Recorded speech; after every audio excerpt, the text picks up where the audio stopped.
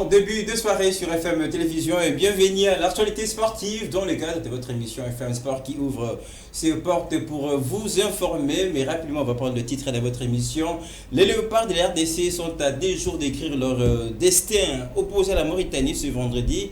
La RDC condamnée à une victoire pour se relancer dans la course aux éliminatoires CAN 2023 avec un effectif dynamique. Sébastien Desabré ne joue pas gros dans un premier match officiel avec la RDC. On va sans doute répondre à cette question avec nos invités.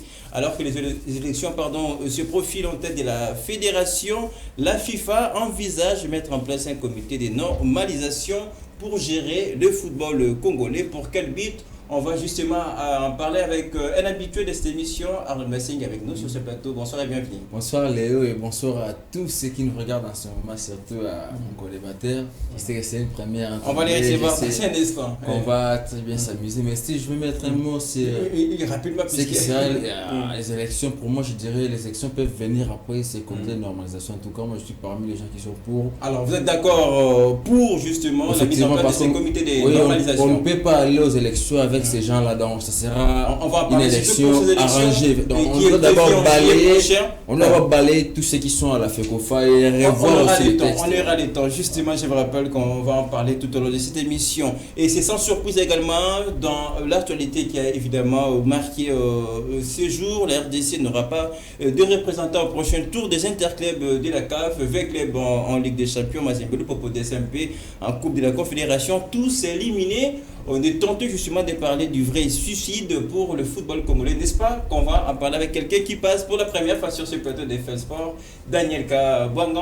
On vous reçoit. Bonsoir et merci d'être avec nous. Merci, c'est un grand plaisir pour moi, Lionel, de faire partie justement de cette émission de FM Sport.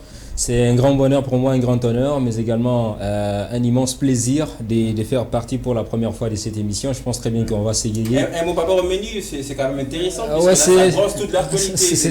C'est très très intéressant, je pense qu'il y a à boire et à manger là-dessus. J'ai vu déjà mon collaborateur ça s'agitait déjà. Non, il ne s'agit pas là de la rage, je vais directement déverser sa rage justement. À propos de cette actualité qui concerne la Fédération congolaise de football association qui ne mérite pas. Voilà. Alors personnellement, il ne mérite pas de pouvoir. De l'ingérence en tout cas. De l'ingérence, oui, mais on est obligé d'y faire avec parce que on en a marre avec bien évidemment ces comités de Bakoti. Alors j'espère qu'il y aura beaucoup d'agitation sur ces plateaux puisque on va aller dans tous les sens évidemment pour apporter des lumières à ces débats d'aujourd'hui. Merci à toute l'équipe qui nous accompagne pour arriver chez vous dans de très bonnes conditions. À la fin de l'émission, vous allez naturellement retrouver vos rubriques, les tripes et les tâches additionnelles qui va sans doute sanctionner cette émission. Si vous nous rejoignez, c'est FM Sport qui ouvre ses portes. On vous reçoit. Merci de nous choisir.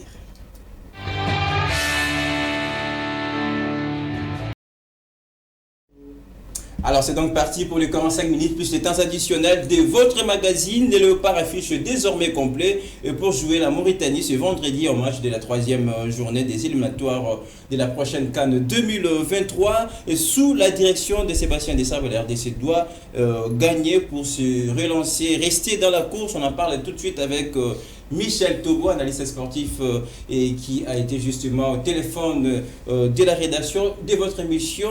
Alors Michel, une première question pour vous, ces matchs et contre la Mauritanie ne reste pas une match référence évidemment pour la RDC? Les Léopards vont entamer, on va dire, deux rencontres cruciales pour, on va dire, essayer de se positionner parce que c'était déjà mal parti pour ces éliminatoires de la CAN Côte d'Ivoire 2023 avec les deux défaites lors des deux premières journées. Et là, clairement, la sélection congolaise est dos au mur. Elle doit obligatoirement, en tout cas, pour commencer à avoir, on va dire, une lueur de sport pour la qualification, commencer d'abord par faire de bons résultats lors de ces deux prochaines rencontres. Donc, minimum, avoir, on va dire, 6 points, pourquoi pas, c'est faisable. Mais ce qui est sûr, une défaite éliminerait les Léopards de la course à cette compétition. Donc c'est vraiment très délicat comme situation auquel les Léopards sont actuellement. On va rappeler Michel Tobo, la RDC a perdu ses 2 premiers matchs, c'était face au Gabon. Le Soudan, c'était avec Hector Cooper. Maintenant, c'est Sébastien Desabre. Est-ce que cela change quelque chose? Il y a un nouveau sélectionneur qui est arrivé avec une nouvelle philosophie. Il a ramené quelques binationaux qu'il espère intégrer en tout cas dans sa philosophie tactique pour essayer de redonner, on va dire, du tonus à cette sélection. Tant mieux pour nous Congolais, parce que nous ne pouvons que le souhaiter de faire un travail correct, convenable pour amener cette équipe dans cette Coupe d'Afrique, bien que la situation est déjà très mal partie. J'ai suivi Cédric Bakambu qui a dit qu'il ne fallait pas être défaitiste, donc que l'espoir était permis encore pour essayer de se qualifier pour cette Coupe d'Afrique. Oui, mathématiquement c'est encore possible, donc voilà, il faudra mettre toutes les chances du côté de cette sélection pour essayer d'aller chercher minimum 10 points, donc 3 victoires et un match nul. Cela suffirait amplement au Léopard pour se qualifier. Mathématiquement, ça reste possible en tout cas. Cette qualification est attendue par le Congolais. Une dernière question pour vous, Michel Tobo. Pour un premier match officiel du technicien français Sébastien Desabre avec la RDC, qu'est-ce que vous attendez de Sébastien? Voilà, Sébastien Desabre, on lui donne, on va dire, le bénéfice du doute. C'est vrai, il a ramené d'autres pions qui va essayer dans les 3 jours pour préparer une équipe, c'est pas suffisant. Ça, c'est clair, tous les sélectionneurs ou tous les entraîneurs vont vous le dire. Mais bon, il se battra pour essayer de trouver, on va dire, la bonne équipe qui va aligner lors des 2 prochaines rencontres. Voilà, qui feront en sorte que les Léopards puissent engager suffisamment de points, en tout cas, pour essayer de se qualifier pour cette Coupe d'Afrique. Ça ne sera pas facile, on le sait, face à une sélection mauritanienne qui est quand même bien positionnée dans ce groupe pour le moment, pour avoir fait des points lors des 2 précédentes journées. Mais bon, sur le football, hein, ça se joue sur le terrain, donc il faudra mettre beaucoup de volonté. Merci infiniment à vous, Michel Tobo, pour toutes les explications. Je rappelle, vous êtes analyste sportif, mais puisqu'on part déjà de celui qui peut être considéré comme l'homme de la situation, c'est parti déjà par sa sélection et beaucoup de dynamique qu'il a apporté justement à cette sélection. Sébastien Desabre, pour un premier match officiel avec la RDC. Ouais, c'est son premier gros test parce qu'on a vu des matchs amicaux, mais là, c'est le premier gros test de Sébastien Desabre. Certes, il nous a concocté une très belle liste, je l'avais dit autrefois sur ce plateau. C'est parmi les meilleures listes que la RDC n'a jamais eu, mais ce qui reste sur le terrain parce que oui, on sent l'envie, tout le monde est motivé, l'ambiance est vraiment au total, donc on sent la détermination dans les chefs de joueurs, mais ce qui reste, c'est de les prouver sur le terrain parce qu'on doit se rappeler, nous, notre cas est différent de nos adversaires. La Mauritanie peut perdre contre la RDC, mais il peut bien négocier ses matchs contre le Gabon et ainsi que le Soudan peut passer, mais nous avons l'opération commando. On doit gagner 4 matchs coup sur coup sans pourtant y passer à faire un match nul si on veut se qualifier. Donc déjà, c'est vendredi, ce sera le premier gros. Est-ce que cette victoire ne passerait pas par celui, comme je le disais tantôt, qui peut être l'homme de la situation, Sébastien Desabre? Bon, déjà, c'est un peu compliqué parce que Sébastien Desabre, oui, il a entraîné quelques nations africaines, il a une certaine connaissance sur le football africain. Oui. Mais au moins pour la RDC, c'est un peu différent parce qu'on a tellement de joueurs nouveaux qui sont venus. Donc lui, d'abord, la première difficulté qu'il aura, c'est de compléter les premiers 11 de départ. C'est compliqué pour lui, vu l'effectif. Compliqué pourquoi? Parce qu'il y a de la qualité. D'abord, de la qualité, oui, mais je l'avais dit. Presque à tous les postes. Oui, je l'avais dit, il y a des joueurs qui ne sont jusque-là pas encore qualifiés de jouer avec la RDC. Alors lui, il compte sur ces joueurs-là. Alors déjà, l'aspect administratif, les jours vont tellement très vite. Donc il a quelques jours, si la FECOFA, avec le ministère de l'Esprit Consortium, on n'arrivait pas à finaliser le dossier, certes, il y aura 5 ou 6 joueurs comme ça qui seront là, mais dans les tribunes, ils ne vont pas jouer. Ça va lui compliquer déjà la tâche et faire avec ce qu'il a. Mais il peut ou ne pas passer de la saison. Mais pour moi, je crois que c'est un peu précipité ou trop tôt de dire que Sébastien est l'homme de la situation. Mais je sens. Il aura tout le temps, puisque ce qui me plaît chez lui, par rapport à ses prédécesseurs, c'est-à-dire lui, il ne tient pas trop le discours. On sent qu'il y a un coach qui est serein, donc il est sire, il transmet cette sérénité auprès du groupe, auprès du joueur. Donc c'est un coach qui est au-dessus de son groupe, donc il gère la situation. Pour moi, ça c'est un bon point parce que vous avez un coach qui joue des matchs décisifs mais qui est resté serein. Il ne fait pas trop de sorties médiatiques, on ne le voit pas agiter. Il est calme en train de travailler. Ça, ce sont des éléments qui prouvent à suffisance qu'il y a une certaine positivité. On sent que l'homme, pour lui, il maîtrise la situation. Ce qui reste à faire on va passer justement la parole à Daniel. Je crois qu'on va y arriver parce qu'on veut. Voilà, Daniel qui attend gagner ces matchs. C'est vrai qu'il sera dédouané de ce qui sera les résultats, peu importe l'élimination, la qualification, vu qu'il n'a pas été là. On va les rappeler lors de ces 2 premières journées. Est-ce que malgré ces conditions-là, puisqu'il a un long projet avec les RDC en qualité de sélectionneur et manager, est-ce qu'il sera dédouané tout de suite par ces matchs déjà de ce vendredi? Je ne crois pas. Je ne crois pas parce que c'est déjà une première officielle pour lui. Il avait déjà joué 2 matchs amicaux.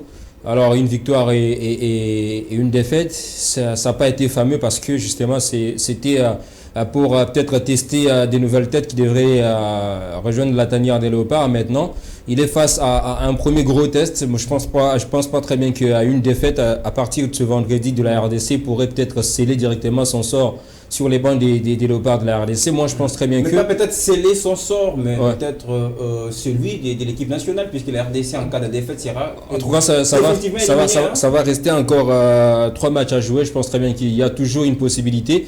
Le football étant un jeu à incertitude, alors il ne faut pas enterrer les espoirs ou encore enterrer les chances de la RDC quand il va aller jouer à l'extérieur, parce que c'est possible. Interdit de perdre quand même. Si on perd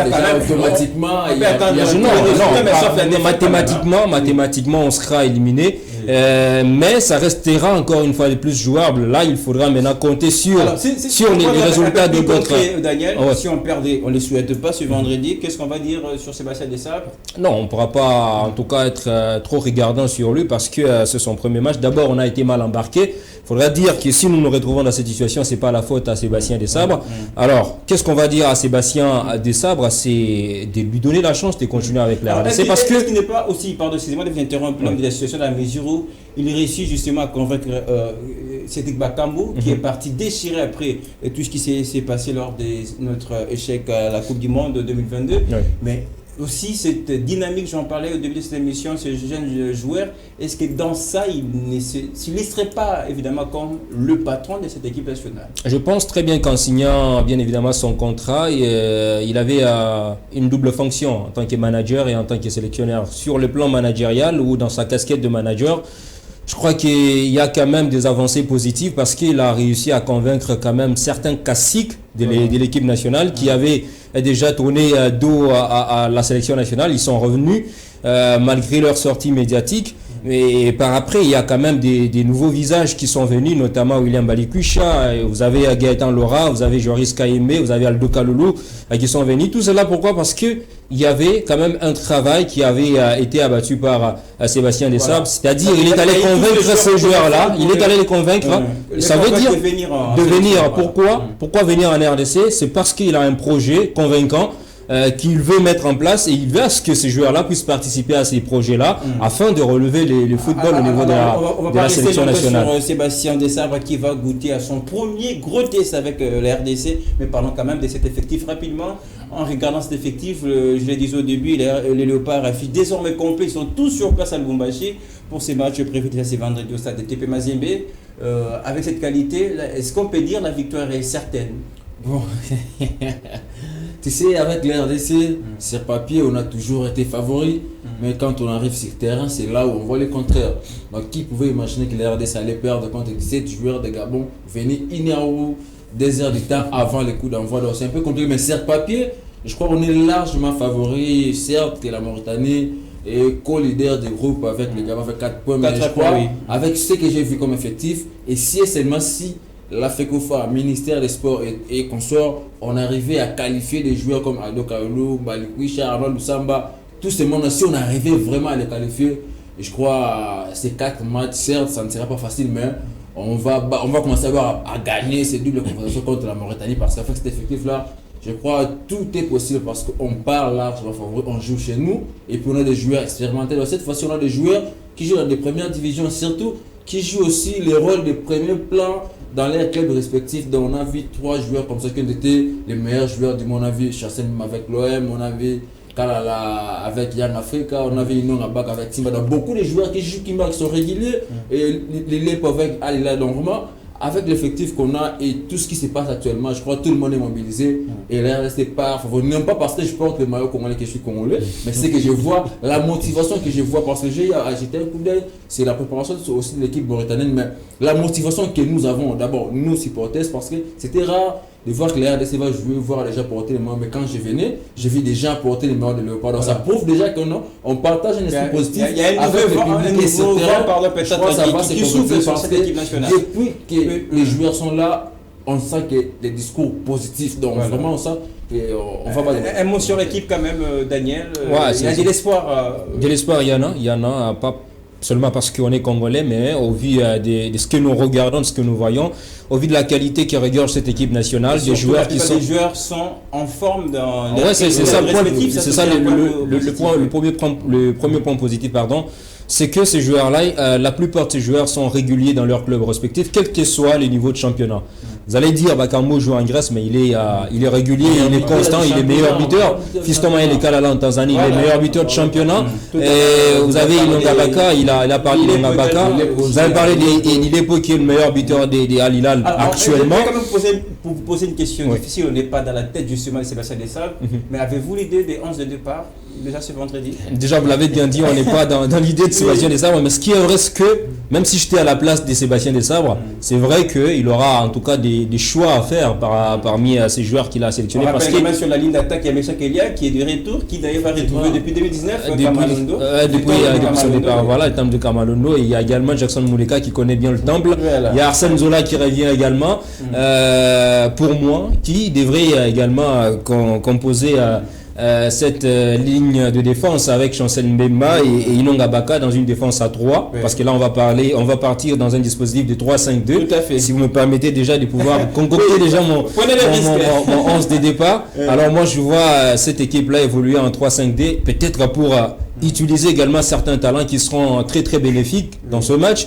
C'est les 3 joueurs là, comme je l'ai cité, Arsène Zola qui peut jouer comme arrière gauche, mais dans la ligne défensive à 3 avec Inonga Baka qui sera bien évidemment comme la sentinelle, et vous avez également Chancel Mbemba qui sera le patron.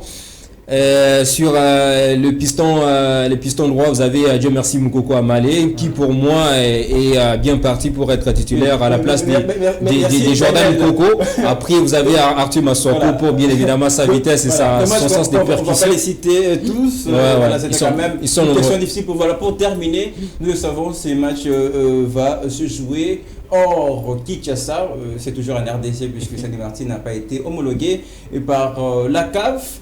Est-ce que ça change pas les cadres? Une dernière question pour terminer, ça sera à Kamalondo. Bon, les cadres, bien sûr, ça change. La capitale reste la capitale et la province, l'histoire, on le met. Mais c'est toujours les Congolais qui vont remplir ces stades pour soutenir accompagner l'équipe. Le public, le choix est très chaud. Que le public à qui nous on chante Krayabi, après ça reste, mais là-bas, il y a les groupes de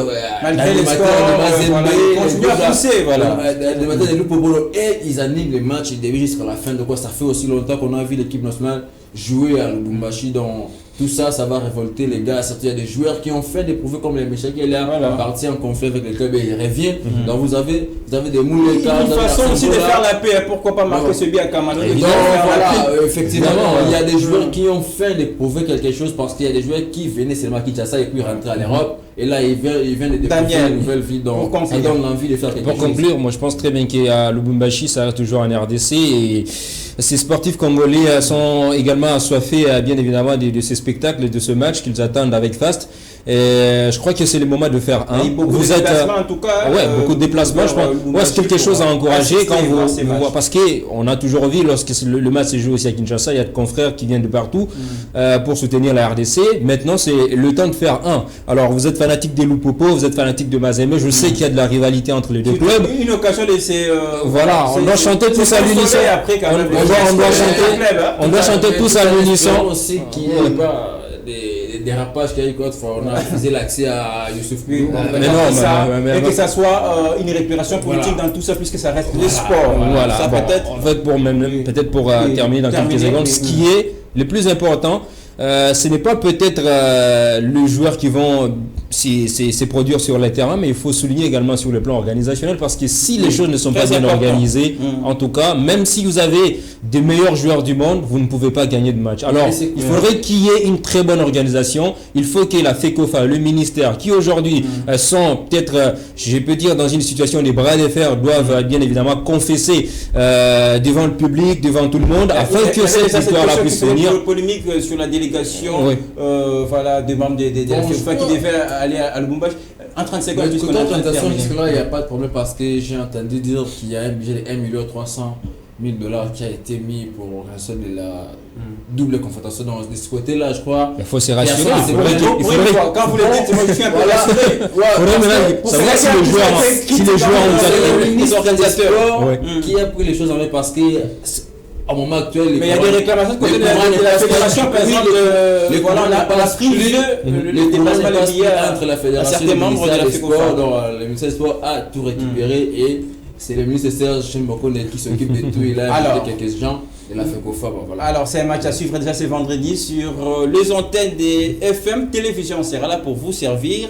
Et on va toujours prendre l'occasion, les temps de revenir pour parler de cette équipe des Léopards de RDC avec le technicien français Sébastien Desabre. Allez, on continue.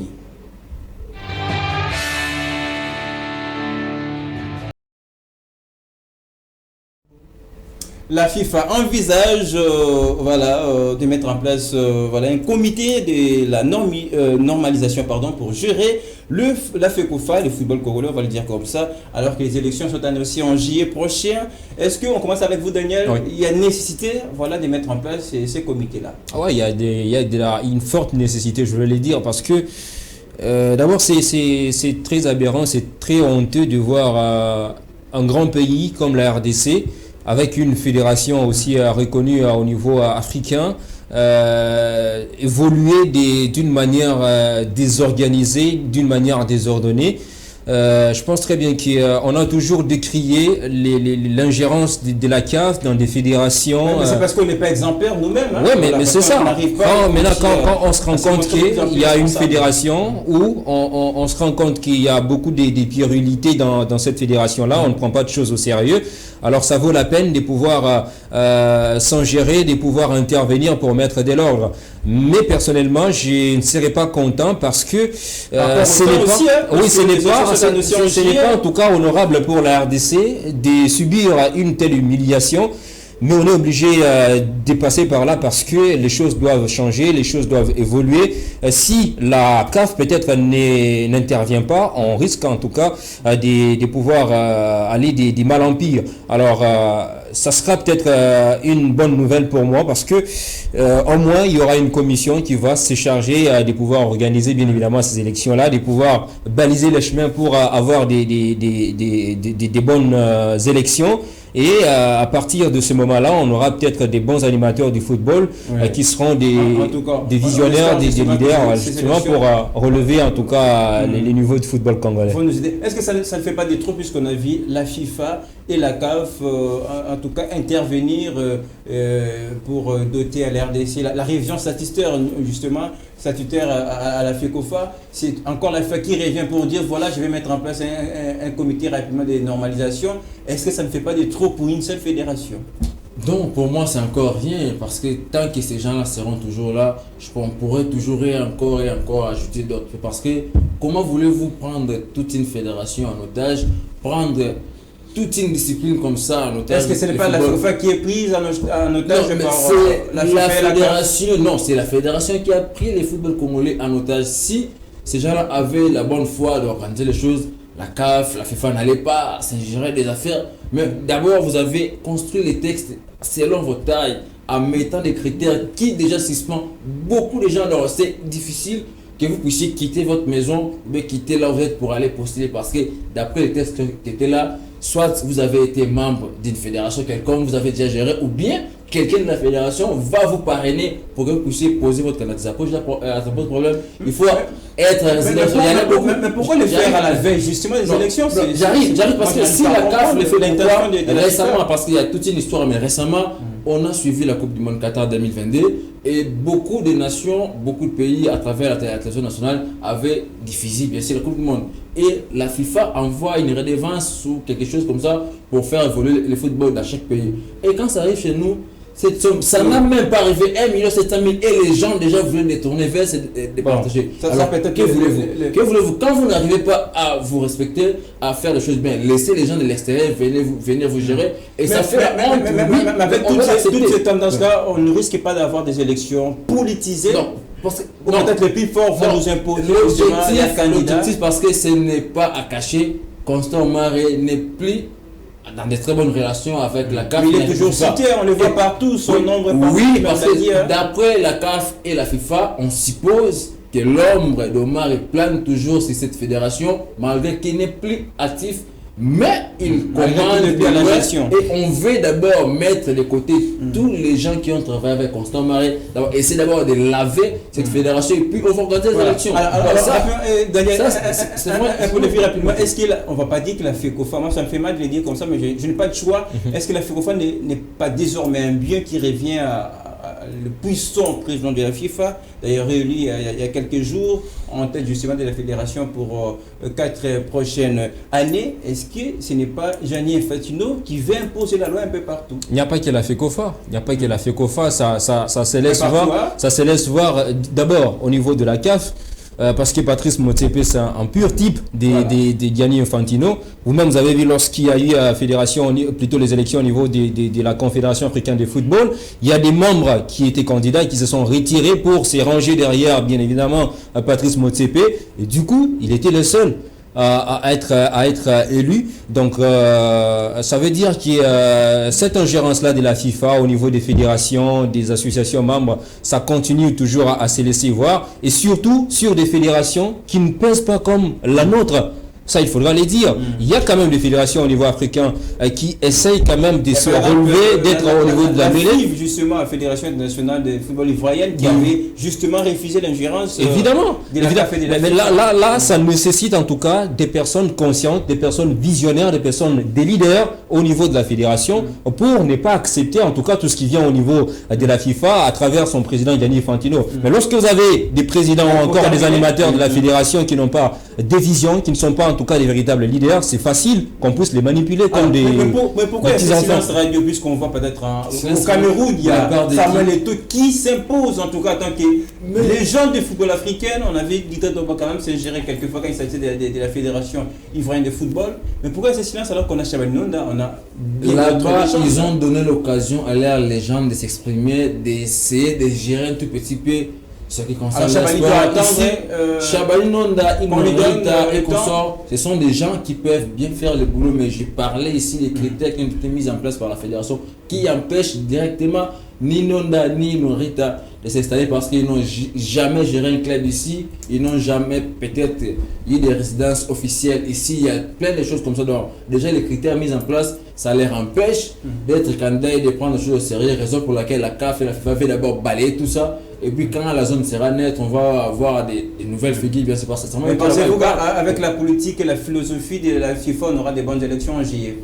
Bon, les élections, c'est nous qui allons organiser ces élections en connivence, bien sûr, avec la CAF et la FIFA. Mais la responsabilité nous revient. Mais ce qu'il faut, c'est être sérieux, mettre des gens sérieux qui vont prendre des choses en considération. Parce que si, et seulement si, on remettait les gens qui sont là, parce que ceux qui sont là, ils travaillent que pour leurs intérêts, donc ils font tout pour qu'ils ne puissent pas partir. Donc si X il part, il va revenir, il va assurer la continuité. Donc les noms d'Aïl, ils ont à plusieurs occasions de créer la gestion, à plusieurs occasions manifester leur volonté, bien sûr d'être proches de la fédération congolaise, mais les gens qui sont là, ils ne veulent pas donner l'occasion à ceux qui ont étudié le football moderne. Merci infiniment. Là où ça ramène notre sport. Ça va nous prendre beaucoup d'émissions pour parler en tout cas de la fédération, surtout du football congolais qui va mal. On va cette fois-ci entrer un peu en profondeur en parlant des interclubs. Ça sera pour tout de suite, on continue à parler, à aborder la société sportive.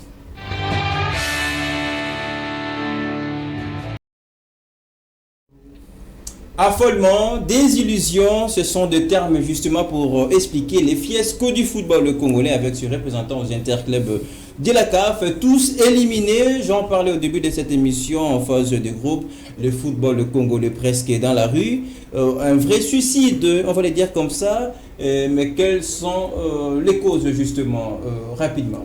En tout cas, Lionel, moi, je ne suis on va pas évoquer pour une fois les matchs des champions. Non, voilà, c'est la chanson habituelle. Bon, ces derniers temps, tout le monde crie. La chanson préférée. Non, mais ça peut être l'une des causes, oui, mais ça pas la peut seule, être à 30% pour moi. Pourquoi? Parce que quand les championnats étaient réguliers, on a vu les mêmes clubs abandonner la Ligue Foot pour aller jouer un tournoi en Tunisie, au Maroc, reporter plutôt des matchs parce qu'ils avaient soi-disant des matchs de la CAF à préparer. Et là, le championnat n'est pas là parce que je me rappellerai, la Libye, ils ont gagné les CHAN sans championnat, un pays en guerre, ils ont gagné les CHAN. Ce sont des espoirs qui n'arrivent pas chaque jour. Non, il faut mettre les joueurs dans les conditions, il faut qu'ils aient la compétition en jambes. Oui, compétition en jambes, oui, mais vous savez, nos clubs, je prends Mazembe, je prends Vita, SMP le Popo. Parce que c'est la honte, on n'est pas organisé, ils ne sont pas sérieux les dirigeants, il y a des conflits inutiles parce que ces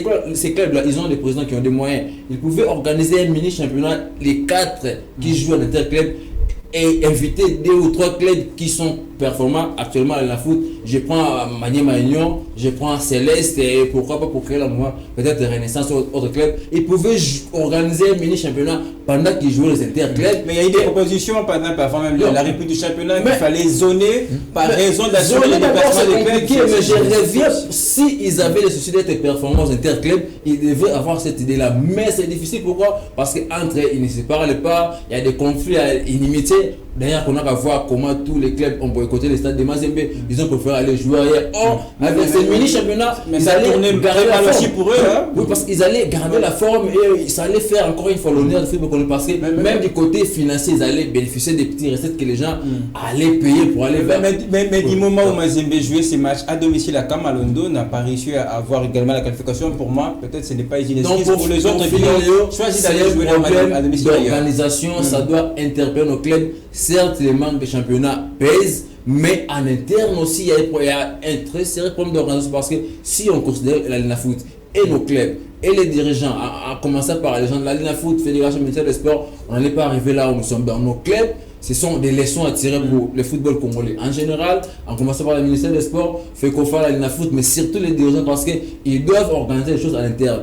Même les championnats étaient réguliers, même si on jouait tous les jours. Mais vous voyez l'effectif qu'avec club aujourd'hui, Mazembe, DCP, ça ne fait plus rêver. Quel est ce joueur star qui peut prendre les choses en main chez Mazembe? Ça ne fait plus rêver.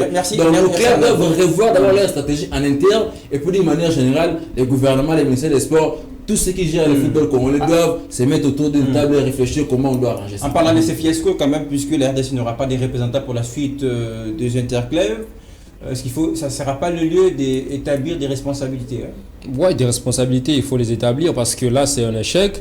Et cet échec est partagé entre la fédération, parce qu'il n'y a pas des championnats. Et cet échec est également partagé entre, bien évidemment, les dirigeants des clubs, comme mon confrère venait de le dire. Parce que si vous entrez, bien évidemment, dans l'environnement de nos clubs congolais qui jouent aujourd'hui, les interclubs de la CAN, vous allez vous rendre compte qu'il y a beaucoup de problèmes face auxquels ils sont en train, bien évidemment, de faire face. Permettez-moi la tautologie. Ce qui est vrai, c'est que la RDC aujourd'hui avait une chance. Et cette chance-là était unique, d'avoir 4 clubs au niveau de la phase. Une première. Alors, ça sera aussi une première fois de son histoire. Évidemment, il fallait. Les quitte la compétition au même moment. Ça, c'est une désillusion. C'est une désillusion. C'est depuis les CHAN. C'est une désillusion. Alors que sous l'autre ciel, on a vu par exemple en Égypte. Vous avez vu, par exemple, il y a une finale où 100% égyptienne, il y a une finale 100% marocaine, où vous avez vu en tout cas des clubs pour évidemment, des clubs congolais. Mais au moins, si c'était le minimum, c'est arrivé au moins en demi-finale. Si c'était le minimum de performances réalisées dans cette campagne africaine, c'était même évidemment. Mais je pense très bien qu'à ce moment, il faudra penser autrement. Alors, les clubs doivent revoir leur politique. Est-ce que les joueurs qu'ils ont dans leur club incarne la philosophie ou encore les objectifs, la vision du club. Quels sont les objectifs de ce club-là? Est-ce que ces joueurs sont à la hauteur justement Est-ce de ce que club? ces joueurs sont à la hauteur des objectifs assignés par le club? C'est ça la question qu'on doit se poser avant de pouvoir doiter du doigt bien évidemment la FECOFA parce qu'il n'a pas organisé le championnat. Oui. Ce sont des questions qu'on doit se poser. Aujourd'hui, renseignez-vous auprès des amis qui de niveau de nos joueurs. Renseignez-vous auprès des amis qui ont assisté Lupopo lorsqu'il a joué ce match en Ndola en Zambie. Ils vont vous dire qu'il y a les problèmes qui ont toujours gangréné cette équipe, ça réapparaît encore dans cette équipe. Il y a ceux qui se disent, voilà, nous sommes des gens de Kiaboula, c'est nous qui avons amené Kiaboula aujourd'hui, qui met beaucoup de moyens pour le club. Il y a ceux-là qui ont justement,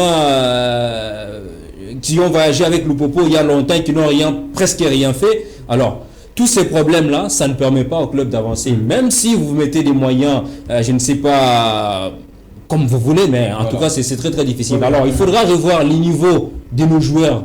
Il faudra revoir les objectifs des clubs. Attendre pendant cette également la reprise du championnat. Bon, en 30 secondes, pour boucler avec les interclubs, vous allez terminer en 30 secondes.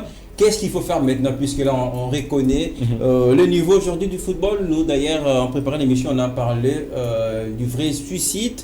Et parce que ce championnat a souffert des petits moyens seulement pour sa suite. Ça pénalise aujourd'hui nos clubs engagés aux interclubs. Oui. Mais qu'est-ce que vous suggérez pour le football congolais? Est-ce qu'il ne faut pas revenir en interne, arranger les choses, voilà, d'aller ailleurs pour bien évidemment la refonte du football congolais en général, je pense très bien qu'il faudra d'abord avoir des vrais animateurs du football congolais au niveau de la FECOFA, tout comme au niveau du ministère des Sports.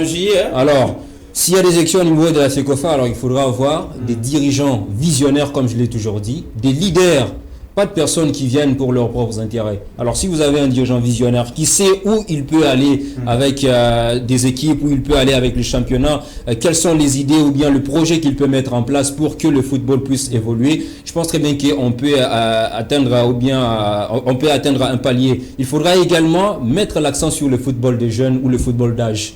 Aujourd'hui, vous avez vu le Sénégal qui a gagné le CHAN. Voilà. Mais dites-moi quel est le niveau du championnat du Sénégal.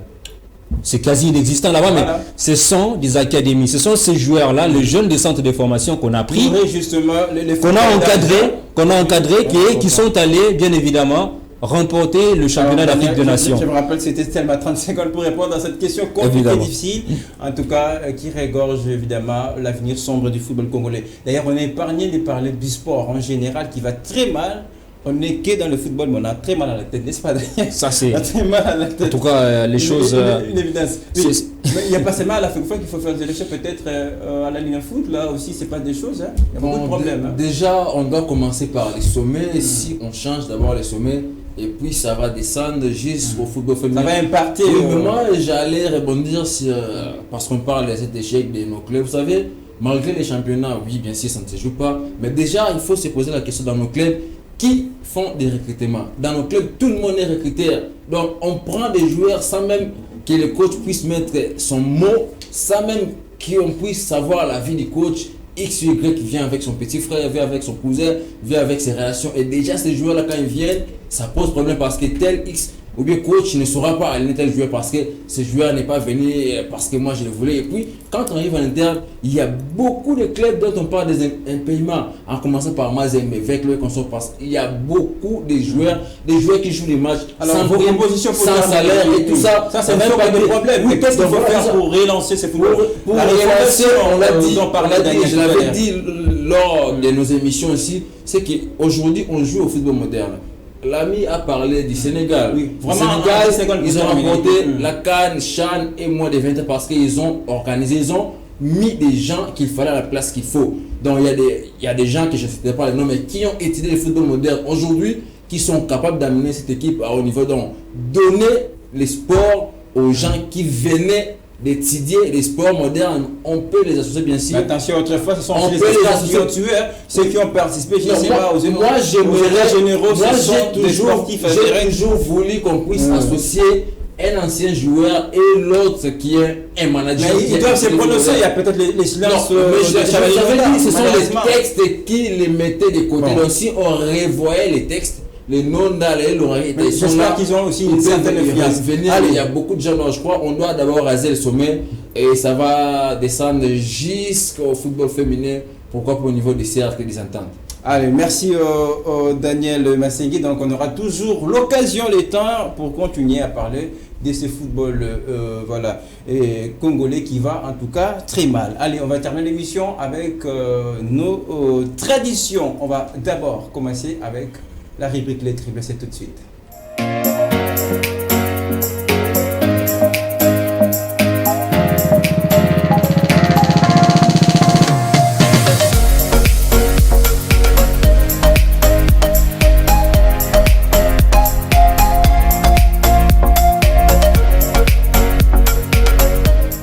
Lequel de nos deux invités va dribbler l'autre, madame, monsieur, c'est déjà la rubrique Les Triples. La question est là, pour vous, cher monsieur. On va parler de la Liga espagnole après le El Clasico le week-end dernier. Il y a le Barça qui s'est imposé devant le Real Madrid sur le score de 2-1. D'ailleurs, la victoire obtenue aux ultimes minutes de la partie avec 12 points d'avance. Le Barça déjà, la Liga dans sa poche en 30 secondes. Ouais, déjà la Liga dans sa poche, c'est vrai. L'opportunité pour le Real de Madrid, c'était bien évidemment à travers ce match pour se relancer. Malheureusement, les Merengues ont perdu le match. Et ça conforte beaucoup plus les Barcelonais qui font bien évidemment cavalier solitaire en tête du classement de la Liga. Moi, je vois très bien cette équipe partir pour remporter la Liga. Ça sera le premier trophée majeur pour Xavi Hernandez. Alors, il y a encore beaucoup de matchs qui restent, mais est-ce qu'on peut déjà dire tout est plié pour les hommes de Xavi Hernandez qui ont fait une belle opération en battant le Real Madrid? Non, je crois non, parce qu'ils ont encore 2 ou 3 matchs à gagner pour valider définitivement leur titre. Certes, rien n'est fait, hein, il faut rester concentré. Ouais, il y a encore 2 ou 3 matchs à gagner. Si gagner les 2 prochains matchs, je crois que c'est par là qu'ils vont officiellement célébrer ces titres de la Liga. Alors là où ça va faire débat, on va rester encore dans ces classicos. Il y a un but refusé au Real Madrid, on peut le voir dans la petite lucarne. Je ne sais pas si vous saurez aller voir ce but refusé à Marco Asensio. Y a-t-il position de danger dans cette action? Bon, j'ai visionné l'occasion et les experts en ce qui concerne ces lignements, ils ont mis des lignes. Donc, ce qui se passe, donc si on les regardait comme ça, il n'y a pas vraiment grand chose parce qu'il y a quelques petites choses comme ça qui séparent les bras de Kounda et de Kounda. Donc c'est un injustement refusé. Donc pour moi, je crois ceux qui ont été à la VAR, ils ont été très sévères avec les Real Madrid. Donc pour vous, il y avait but. Alors, on va rapidement pour terminer avec le triple. L'avis justement de Daniel, il y a une position de danger? Pas forcément, il y avait but. Validé. C'était un but qui serait validé. Si c'était en première ligue, je comprendrais parce que là-bas, c'est du football qui est en tout cas trop sévère. Mais des erreurs pareilles, on les a déjà vues dans cette Liga. En tout cas, c'est énorme plus que ça. Sur cette action, je pense très bien qu'il y a but des Marco Asensio, malheureusement.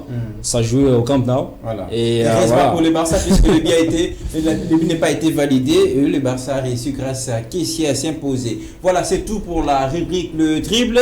À vous de jouer sur la page Facebook de l'émission, lesquels nos désinvités, à argumenter sur terre ici à dribbler l'autre. Allez, on va terminer naturellement avec les temps additionnels.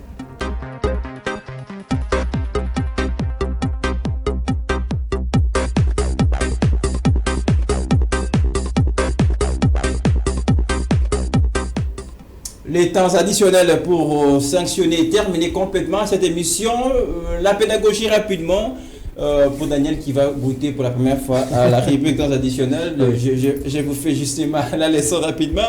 Les temps additionnels vous permettent de revenir sur des sujets qui n'ont pas cadré à l'émission, qui n'ont pas été respectivement alignés à l'émission. Donc, ça sera l'occasion pour vous de faire l'émission à considérer à partir de ces moments. Mais on va commencer avec un habitué. Quel est votre temps additionnel?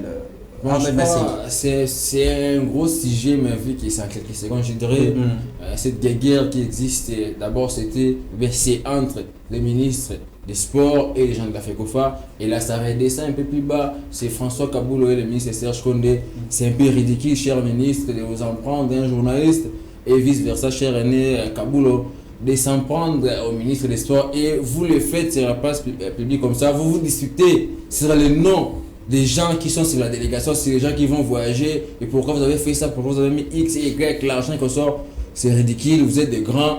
Donc essayez un peu d'arranger ça parce que ça n'arrange pas et ça n'honore pas les sports congolais, mais aussi au Surtout à quelques jours de ces matchs combien crucial pour la RDC. Tout ça, le mal, c'est que c'est à la place publique et une fois que vous le faites, vous le publiez et le monde entier voit ça. Quand ça va entrer aux oreilles de nouveaux joueurs qui sont venus, parce que beaucoup de joueurs vont venir, ils se sont renseignés auprès de ceux qui viennent déjà, en l'occurrence Bakam, Kakouté, consort. Et quand ils entendent des choses pareilles, le ministre des Sports, il faut que les discuter avec un chevronné, en tout cas, des sports comme Kabulo, c'est bien ridicule, donc essayer de revoir ce genre de choses parce que ça ne vous honore pas, surtout nous les sportifs, c'est un peu honteux, surtout à vous Kabulo, avec tout ce que vous avez fait en matière de sport comme on est dans. Essayez de rectifier ça, c'est un peu ridicule. Merci pour cette interpellation à la place de dire recadrage. Merci quand même de revenir puisque pour ce joueur qui arrive tout nouveau en sélection, il faut quand même que le climat soit serein pour permettre à ces joueurs et de trouver raison de revenir très prochainement. Allez, on va terminer avec les temps additionnels.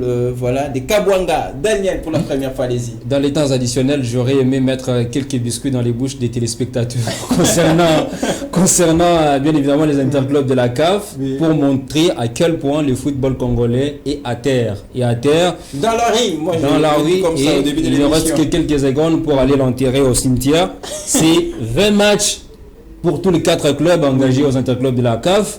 C'est avec ces chiffres qu'ils vont comprendre que le football est vraiment à terre. Il y a 20 matchs disputés par les 4 clubs, Ligue des Champions en Coupe de la Confédération, 27 buts encaissés dans ces parcours africains, 14 buts marqués. Vous allez comprendre pourquoi est-ce qu'on ne peut pas aller de l'avant, parce qu'on n'a pas d'attaquant, c'est vrai. 3 victoires sur les 20 matchs. Imaginez-vous, une victoire pour V-Club, une victoire pour Mazembe, une victoire pour Lupopo. Desampé n'a pas gagné le match. Des dernières journées il reste une dernière journée. Voilà, Desampé n'a pas gagné des matchs jusqu'ici. 12 défaites, 5 matchs nuls, 3 victoires comme je le disais. En tout cas, c'est lamentable et peut-être à une première de savoir que la RDC est en train de montrer à cette figure, bien évidemment, au niveau africain. En tout cas, la RDC n'a pas de gardien et je suis inquiet. Voilà, parce que Sébastien Desabre met en premier Siadi Badjo. Ça, c'est une mesure de grâce. C'est que Siadi Badjo fait avec moi. C'est une mesure de grâce. C'est avec beaucoup de respect que j'ai pour lui. Mais lui aussi, c'est pire. C'est pire, il ne faut pas les citer. Et pour lui, c'est ça. Joël, il a évolué mais c'est pire. Il répond, mais donnez-moi les 4 derniers matchs de Joël Kiassou. Moi, c'est oui bien encaissé, cher ami. C'est pas un problème. Mais nous sommes. Il a gagné justement. Alors, je vais vous dire, parce que moi, j'aime les chiffres, j'aime les statistiques. Joël Kiassou, sans championnat, il a assuré, mais avec championnat, je vous assure qu'il a encaissé plus de buts que de matchs joués. Ça ne dérange pas. On a fait ces matchs de je pense que Lionel Mpassi, c'est le bon type qui est parti justement. C'est sa chance, c'est son temps aussi. Merci Daniel quand même de nous répertorier. Moi j'aime les chiffres également comme vous, les stats en tout cas en parlant de ce bilan catastrophique pour le club congolais engagé aux interclubs. J'ai aimé un titre que j'ai vu chez nos confrères qui ont parlé du football congolais qui a rendu l'âme justement après cette grosse désillusion des interclubs. Daniel Kabwanga, c'était une première fois. C'était court mais merci d'être passé.